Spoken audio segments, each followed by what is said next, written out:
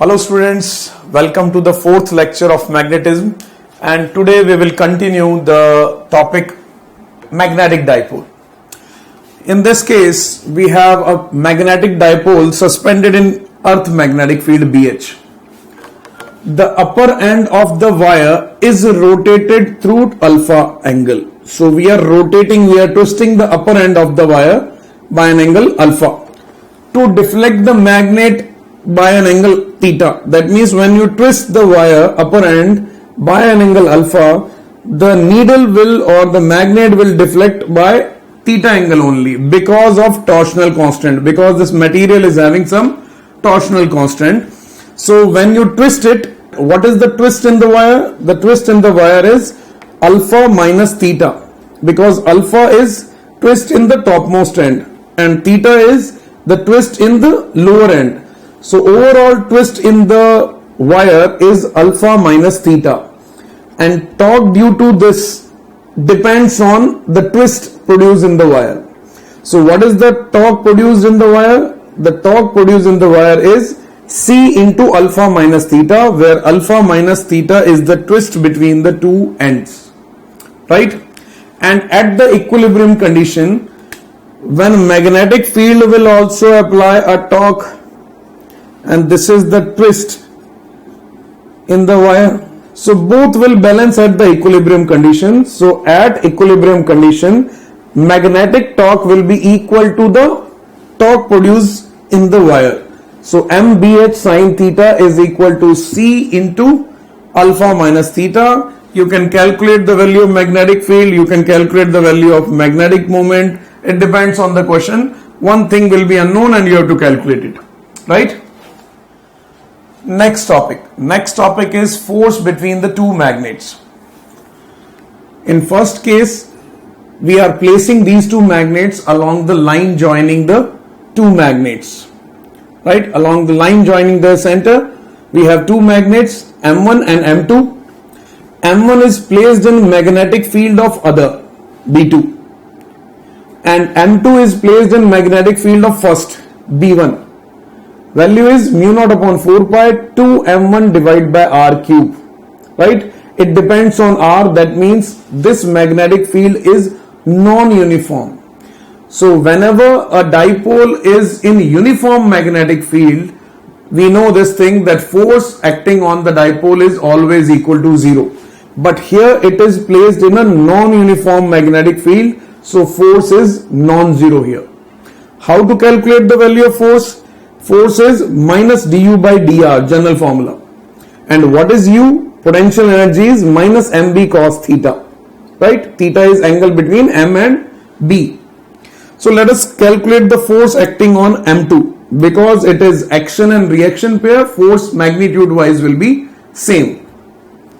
So this M2 is placed in magnetic field of first. First will create magnetic field in the direction of dipole moment M. So its value is right side, both are in same direction, so theta is 0 here. If theta is 0, what will be the potential energy? Minus M2 into B1 cos 0. Put the value of B1, this is the value of B1, and move this R power minus R power 3 to numerator, it become R power minus 3. Now we have to differentiate it, right? We have to differentiate it and we have to put in this formula. So du by dr is, this term is constant, R power minus 3 will come in multiplication and it become R power minus 4. So this is the value of differentiation of potential energy. Now put this differentiation in this formula. So this negative will cancel out and this negative will remain here. And if you solve it, you will get 6 mu naught upon 4 pi M1 M2 divided by R power 4. This negative sign tells us that there is attraction between the two magnets, and you can see this also. North and south poles are closer to each other. So there will be net attractive force. And this force is also inversely proportional to R power 4. That means if we increase the distance between the two, if we double the distance, then force become 1 by 16 times. r power 4. Now let us interchange south and north pole in M2. So when you interchange these two poles, M2 direction will change. M2 direction will change. And now M2 and B1 both will be in opposite direction. Angle will be 180 degree. Again, if you calculate potential energy, this time potential energy will be in positive sign. Previous it was negative. Now if you differentiate it and if you put the value again in the force formula, you will get positive answer. Magnitude will remain same, but force will be positive. This positive force tells us repulsion between the two. Why? North and north pole are closer to each other, they will repel. So net effective force will be repulsive. Right? Magnitude will remain same. Right? Second case. When two magnets are perpendicular to the line joining their center. These two magnets are perpendicular to the line joining their centers. We have M1 and M2, two magnets. M1 is placed in magnetic field of second. M2 is placed in a magnetic field of first. Because M1 and M2 both are on the equatorial line of each other. So magnetic field is mu naught upon 4 pi M1 by R cube opposite to M1. M1 is upward, B1 will be downward because of equatorial line. Now again magnetic field is not uniform, so force is non-zero on M2. How to calculate force? Minus du by dr. Potential energy minus mb cos theta. Let us calculate the force on M2. Same will be the force on M1 because of action reaction pair. M2 and B1 both are in opposite direction, so angle is 180 degree. Let us calculate the value of potential energy. It is minus M2 B1 cos 180 degree. Cos 180 degree is minus 1, so minus minus become plus. Put the value of B1. This is the value of B1. So potential energy is mu naught upon 4 pi M1 M2 R power minus 3. Why? Because this R power 3 is shifted to numerator. Now let us differentiate it. This R power minus 3 will come in multiplication. These terms are constant. And it become R power minus 4. So put the value of minus du by dr here.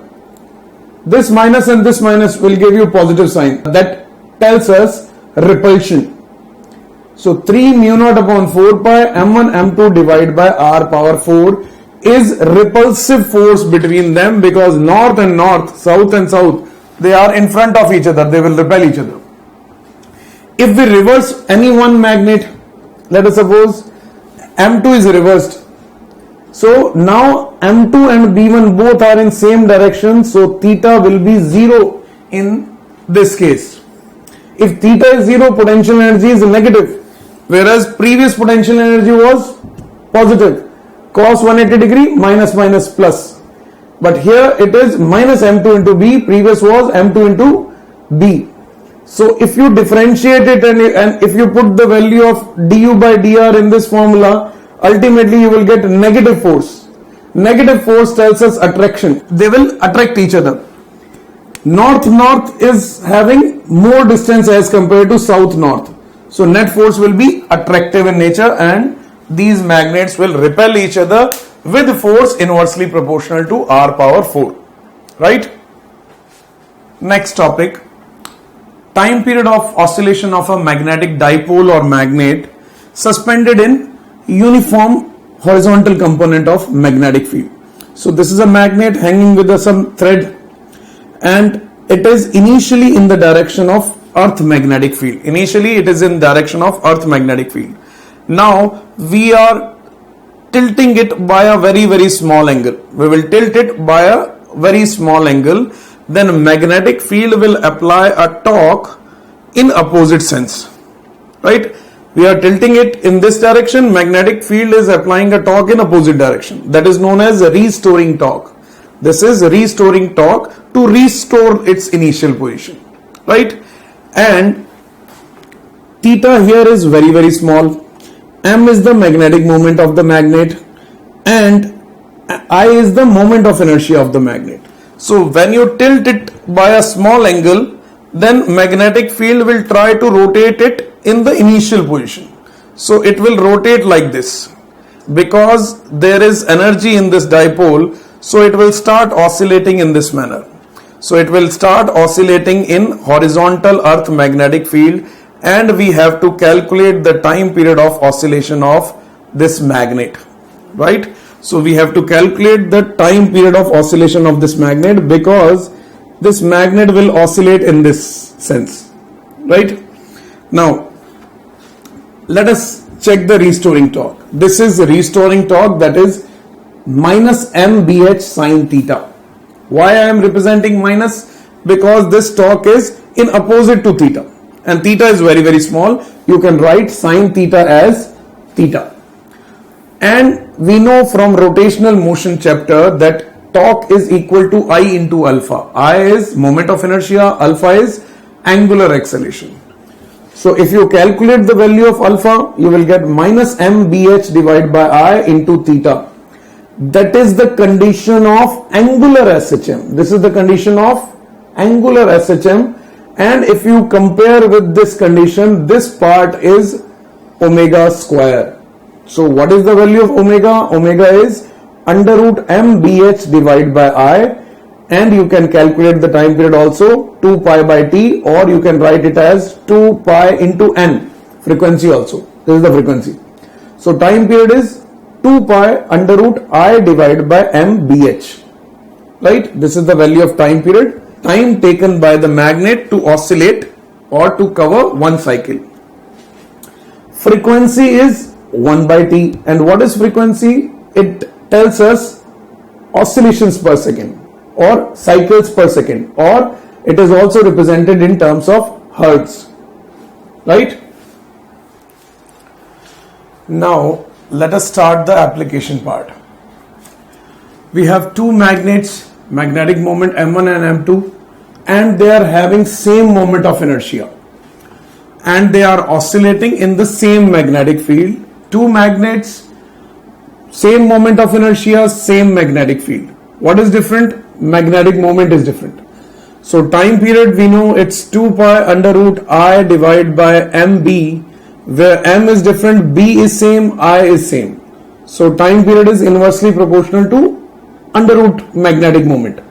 Magnetic moment is different, so T1 by T2 is equal to under root M2 by M1 due to inverse relation, right? Second application. In the second application, we have a magnet oscillating in magnetic field B with time period T.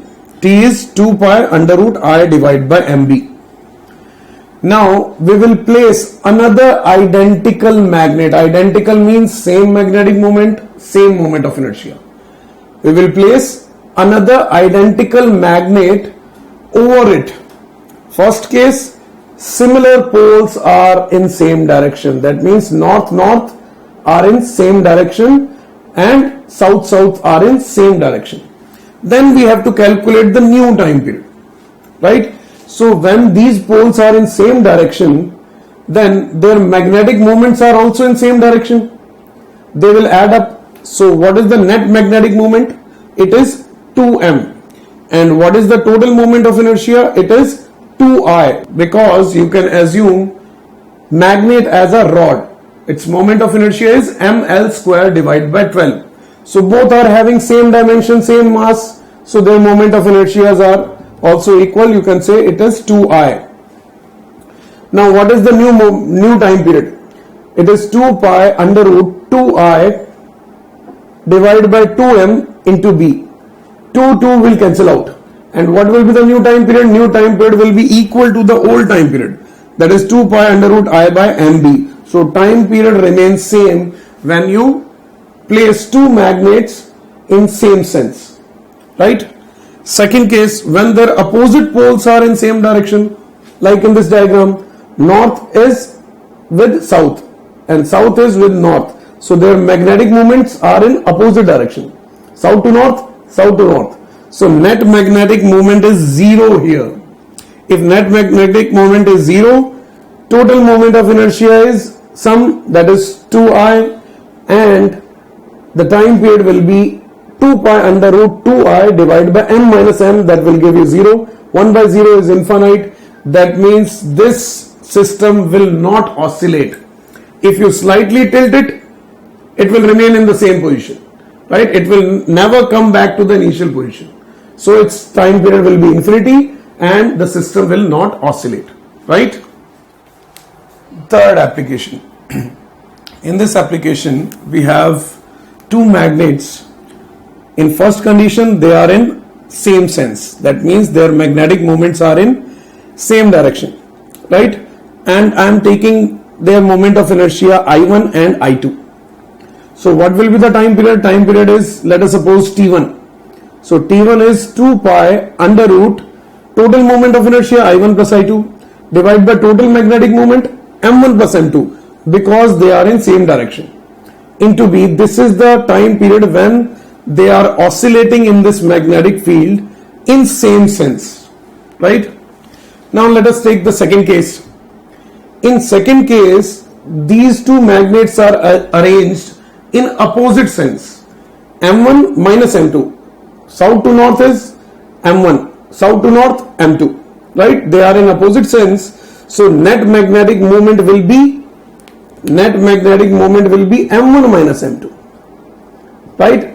Moment of inertia, it's I1 plus I2 because we are combining two magnets, right? So time period will be T2, new time period, that is 2 pi under root I1 plus I2 is the total moment of inertia of the system. Whether they are in opposite sense or same sense, moment of inertia will be I1 plus I2. And if they are in opposite sense, total magnetic moment will be M1 minus M2 into B. So if you compare these two, T1 and T2, I1 plus I2, B is same. So T1 by T2, if you divide these two equations, T1 by T2 is under root M1 minus M2 divided by under root M1 plus M2, right? Because of inverse relation. So this is the condition for third application. Now let us see fourth application. In fourth application, we have a magnet whose time period is T. What is T? It is 2 pi under root I divided by MB. I is the moment of inertia of the magnet. And what is the moment of inertia? Mass into length square divided by 12. I am taking magnetic length as L. Length of the magnet as L, not 2L. I am representing it with capital L. So mass into length square divided by 12. What is magnetic moment? It's pole strength into length. Pole strength into length. Now what we are doing? It is cut into n equal parts by cutting it normal to its length. That means we are cutting this magnet normal to this length. This is the length and we are cutting in this manner. Identical parts. So we are dividing into n equal parts. Each part will have how much mass? It is 1 by n, because we are dividing the magnet into n equal parts. Length become L by n. Total length is L. One part will have L by n. Pole strength will remain unchanged. Why? Because we are not changing area. Area is same. So if area is same, pole strength will remain same. Let us calculate the moment of inertia of one part. Moment of inertia of one part is mass is m by n, mass by n, length is L by n. So mass into length square divided by 12. Mass decreases by n times, length decreases by n times. So it becomes mass into L square divided by n cube into 12. And this is the old full moment of inertia of the magnet. So you can write it as I divided by n cube. I is the moment of inertia of this magnet. Now let us calculate magnetic moment of the each part. Magnetic moment is pole strength, that is same, no change. Length decreased by n times. So length decreased by n times. Magnetic moment will also decrease by n times, because the initial magnetic moment was m into L. Now it is m into L divided by n. Let us put the values of I and m in time period formula. I is I divided by n cube. Magnetic moment is m divided by n. If you solve it, n will come out from the under root. And this is the previous time period, 2 pi under root I divided by mb, 2 pi under root I divided by mb. You can replace this part with T. So the time period of each part, when you hang this part in the same magnetic field, then time period will be T by N. Right? Next application. We have a magnet oscillating in magnetic field B with time period T. I is the moment of inertia, M is the magnetic moment. Now we will cut this magnet into N equal parts along the length, right?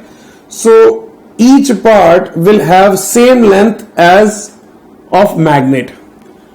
Pole strength M by N. Why? Because its area of cross section decreased by N times, so pole strength will decrease, length will remain same, and each part will also have M by N, mass divided by N. Now let us calculate the new moment of inertia of each part, this part. Mass is decreased by N, length remains same, so mass divided by M, L square divided by 12. If we compare with the original moment of inertia, it is 1 by N. Pole strength M by N into L. Pole strength decreases by N, magnetic moment also decreases by N, length remains same. Now let us calculate the time period of each part when we hang this part in same magnetic field. So it is 2 pi under root I by N, M by N, I by N, M by N into B. N will cancel out.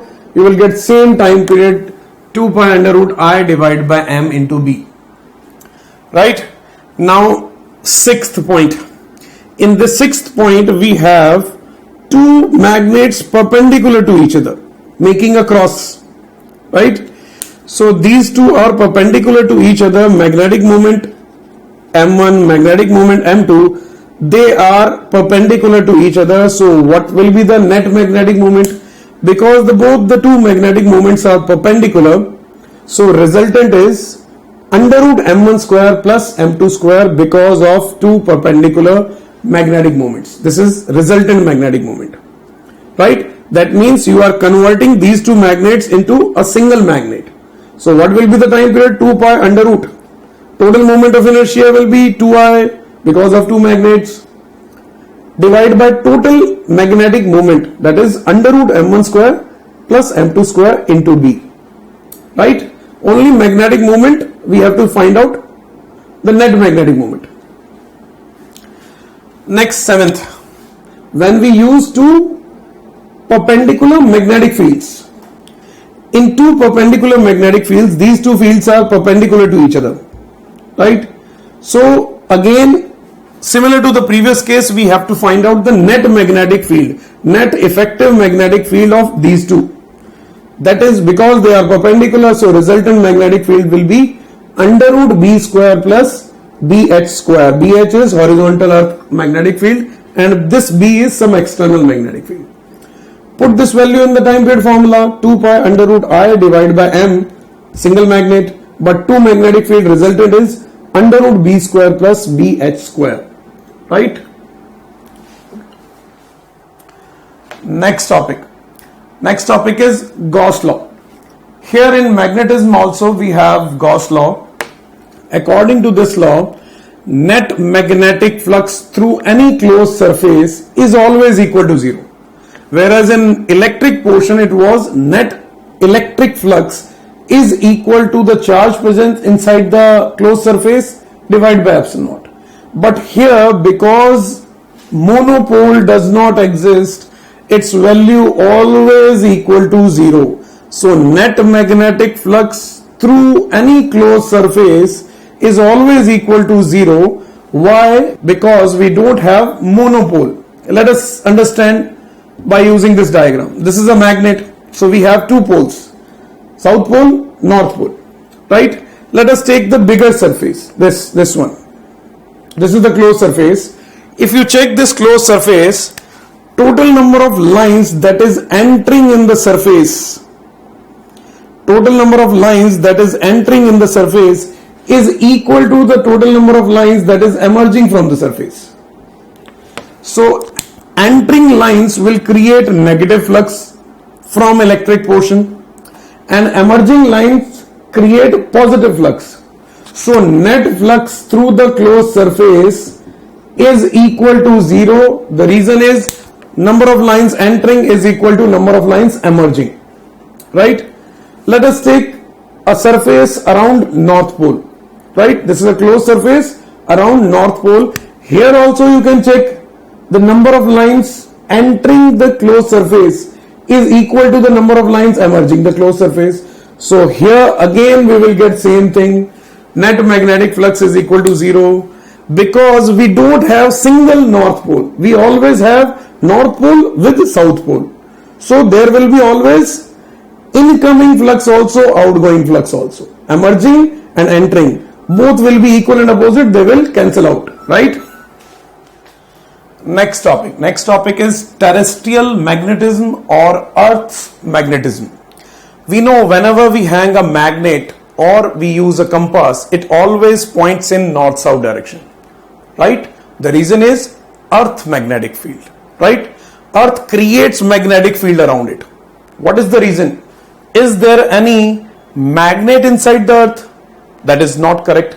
It is wrong. There is no such type of magnet inside the Earth, right?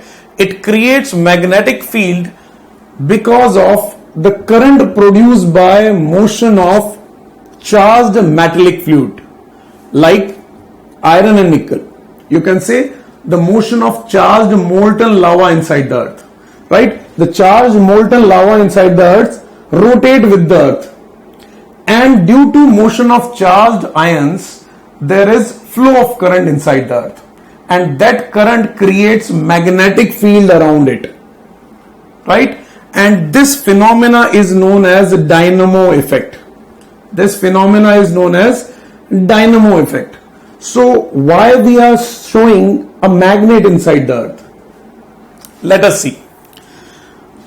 The magnetic field created by flow of charged molten fluid is exactly similar to a huge magnet inside the Earth. Practically there is no such type of magnet inside the Earth.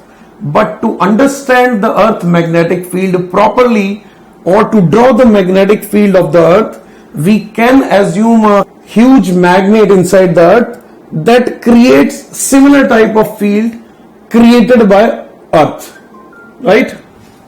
Now the axis of magnet does not coincide with the axis of rotation. This is the axis of rotation of the Earth, that is known as geographical axis. This is the axis of rotation. This is geographical north, this is geographical south. In reality there is no North Pole here, there is no South Pole here, but geographically we have north and south, right? And the assumed magnet is not exactly on this geographical line. It is slightly tilted at an angle 11.3 degree, and the axis of the magnet is known as magnetic axis. Practically there is no magnet inside the Earth.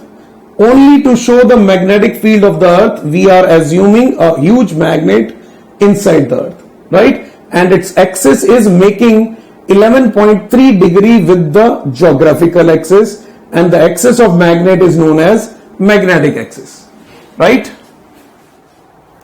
Next, let us discuss elements of Earth magnetic field. First is magnetic declination theta.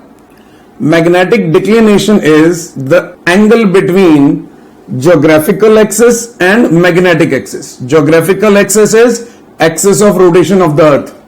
Magnetic axis is the axis where we have assumed a magnet, Earth magnet, right? And the angle between them is 11.3. Now let us see what is geographical meridian and magnetic meridian. Geographical meridian is the plane that is passing through this geographical axis, right? This is the plane. Let us suppose this is any tomato, let us suppose, and you are using a knife to cut it, right? Then the plane of the knife is geographical meridian, right? What is geographical meridian? It is the plane perpendicular to the surface passing through the geographical axis, right? It is known as geographical meridian. It is a plane. What is magnetic meridian? Again, magnetic meridian is a plane passing through the magnetic axis and perpendicular to the surface, right? So this plane is known as magnetic meridian, and the angle between these two is known as angle of declination or declination angle, right? Now the second element of Earth magnetic field, that is magnetic dip, or it is known as angle of dip, represented by delta. What is this? Angle of dip at a place is defined as angle made by the direction of magnetic field with the horizontal direction. So it tells us the direction of magnetic field from the horizontal, right? Direction of net magnetic field. Now let us see this diagram and let us understand what is angle of dip. Okay, this is an assumed magnet. In reality, there is no magnet inside the earth, but because Earth magnetic field is similar to this magnet, so we are showing a magnet here. And the magnetic field of the earth is exactly similar to this magnet, right?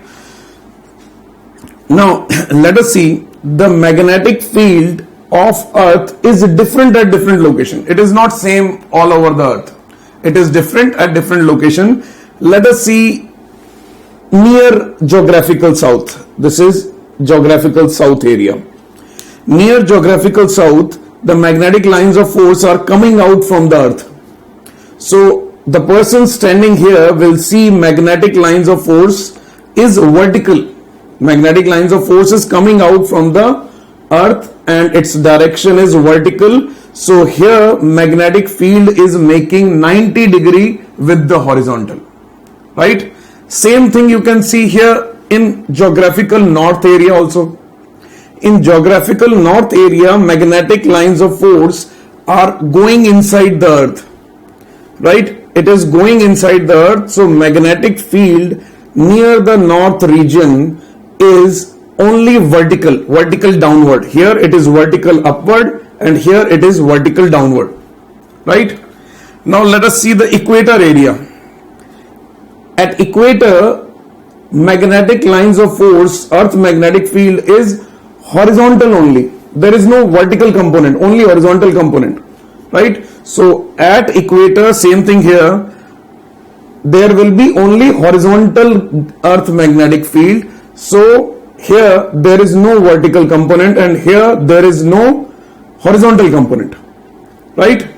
At some general point, this is any general point, at any general point the magnetic field will have both the two components. It will be vertical also and there will be horizontal also. Here you can say this is the earth magnetic field and this is the horizontal component with the earth. This is earth, so this is the horizontal component and this is the vertical component. Vertical component is BV and horizontal component is BH, right? So in general we represent earth magnetic field into two components.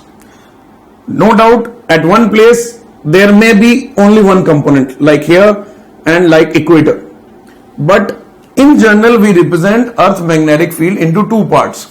One is horizontal component, other is vertical component, and this is the direction of net magnetic field. Net magnetic field is making some angle with the horizontal and this angle is known as dip angle or angle of dip, right?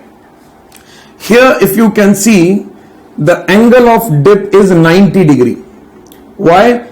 Because here earth magnetic field is making 90 degree with horizontal and here earth magnetic field is creating again 90 degree with horizontal and here earth magnetic field is creating 0 degree with horizontal. It is actually horizontal and here it is perpendicular to the horizontal direction. So here delta is 90, here also delta is 90, but here and here delta is 0, right? This diagram is shown in magnetic meridian, this side, because these lines will be in all the direction. These lines will be in all the direction and we are taking this plane here. This is the plane, right? We are taking this plane and we are showing this horizontal component and vertical component, and we are representing this 2 component in magnetic meridian, that means on this plane, right? Because it is a 2D diagram, so we can't show this plane, right? This is magnetic meridian, and this is the horizontal component, and this is the vertical component, and this is vertical and this is horizontal, right? This diagram is for magnetic meridian, right? Third element is horizontal component of earth magnetic field, this BH. We know we can divide earth magnetic field into 2 parts. One is known as horizontal component, other is known as vertical component of magnetic field. This is net earth magnetic field. You can divide it into 2 components. This is angle of dip, so this component will be B cos delta, that is equal to BH, horizontal component, and here the component will be vertical component and its value is B sin delta. Now BV is B sin delta, BH is B cos delta. Divide these two, you will get tan delta, sin by cos. Tan delta is BV by BH, and this is known as dip angle. Dip angle, and because it is a magnetic meridian, this is also known as actual dip. Because we are calculating for actual horizontal and vertical component, I will explain this point in dip circle. So what is tan delta? Tan delta is dip angle, and it is equal to BV by BH. Now what is the value of net magnetic field of the earth? It is under root BV square plus BH square. Square it and add it, you will get B. Direction of horizontal component of earth magnetic field is always from geographical south to geographical north. This is important, direction. Now the next is determination of dip, or how to calculate this dip angle practically. For practical case, we have a device known as the dip circle. This dip circle is an apparatus used to determine dip at a place, right? Let us suppose we want to determine dip at a place or angle of dip at a place on magnetic meridian. So what we will do? We will place this device, this apparatus, and this apparatus is having a needle, magnetic needle.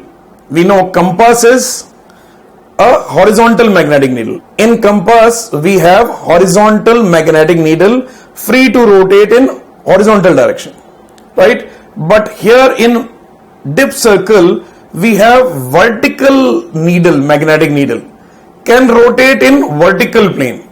This needle can rotate in vertical plane. You can change the plane, but the motion of the needle will remain in this plane, right?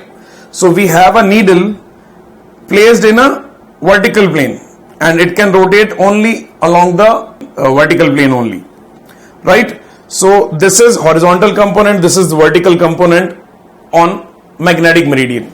So when you release this needle will tilt towards the net magnetic field, and we will measure this angle.